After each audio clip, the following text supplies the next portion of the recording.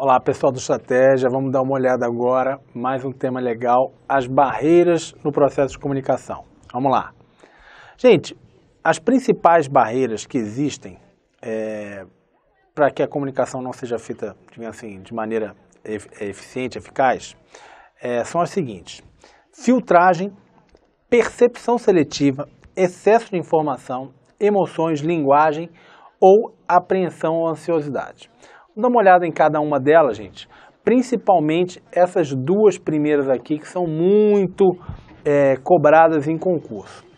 Pessoal, o que é a filtragem? Filtragem, todo mundo sabe o que significa um filtro, né?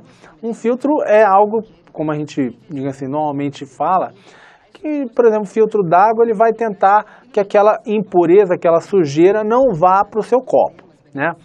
No caso da comunicação, o que é a filtragem? É uma situação muito comum que ocorre nas empresas, onde aquele subordinado ele não dá aquela notícia ruim para o chefe, ele dá aquela filtrada.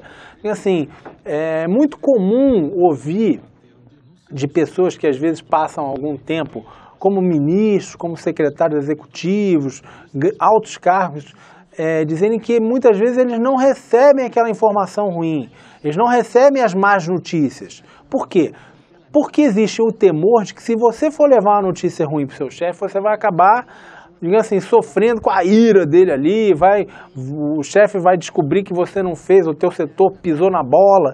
Então, em geral, existe uma tendência que a gente chama de barreira à comunicação, daquele subordinado, daquela pessoa que está enviando a mensagem, dá aquela dourada ali na pílula, dá uma melhorada na situação, não conta muitas vezes a situação do jeito que ela deveria ser contada, não passa a mensagem da maneira que ela deveria ser passada, ou seja, é o que a gente chama de manipulação da mensagem pela pessoa que envia, para que o recebedor, diga assim, seja bem visto pelo recebedor, pelo que o recebedor, diga assim, não a trate mal, não pense que é ela que é, na verdade, a causadora daquele problema, né?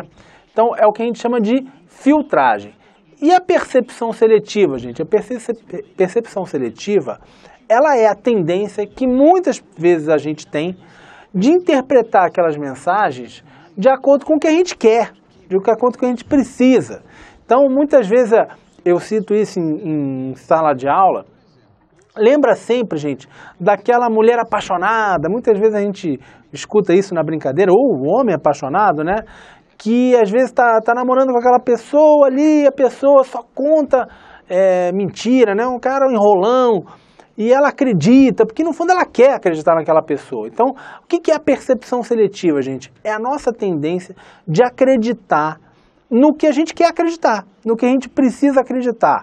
Então, digamos assim, um desvio que a gente tem de interpretação daquelas mensagens de acordo com o quê? Com as nossas necessidades, com as nossas experiências, com as nossas motivações, ou seja lá o que possa acontecer. Ou seja, basicamente, é um desvio do receptor, da pessoa que está recebendo a mensagem. O seguinte, gente, é bem tranquilo de entender, o excesso de informação. Todos nós, gente, nós temos limites, ou seja, nós temos limite do que a gente consegue absorver. Ou seja, quando aquela informação é muito grande, muitas vezes a gente não vai ter condição de trabalhar aquelas informações, aquelas mensagens.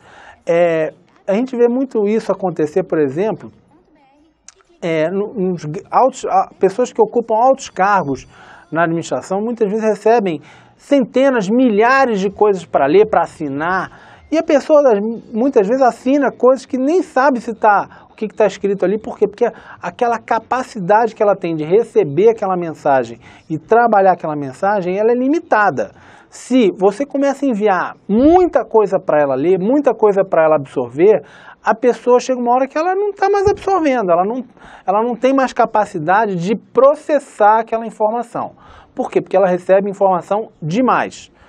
Vamos lá, mais um. Emoções, gente, é bem tranquilo a gente entender isso. Ou seja, se a pessoa está nervosa, se a pessoa está, por outro lado, está feliz, está radiante, isso vai impactar na maneira como você interpreta aquela mensagem, tá? Outra barreira muito falada, muito comentada, é a barreira da linguagem. Não só, gente, de você não falar a língua daquela pessoa. Então, por exemplo, é óbvio que se eu só falo português e eu estou tentando ali me comunicar com alguém que fala russo, vai ser uma comunicação muito difícil, não é verdade? Ou seja, a gente vai ter que se comunicar ali no meio da mímica, de alguma outra forma. Por quê? Porque a nossa linguagem é radicalmente diferente. Mas, mesmo quando a gente estiver falando assim de pessoas que falam a mesma língua, ou seja, existem certos jargões que tornam a compreensão da mensagem muito difícil. Então, por exemplo, você vai conversar às vezes com um advogado, quando ele está falando de alguma coisa, digamos assim, de algum tema jurídico, às vezes parece que o cara está falando outra língua. Por quê? Porque ele usa ali certos jargões, termos em latim, termos ali derivados, às vezes, um conhecimento que, obviamente, está restrito ao mundo do direito. E, às vezes, a mensagem que ele está tentando te passar, você não tem o quê? Não tem como codificar aquela mensagem, você não conhece aquela linguagem. Isso pode acontecer em médicos, em economistas, em diversas carreiras que utilizam o quê? Um jargão técnico.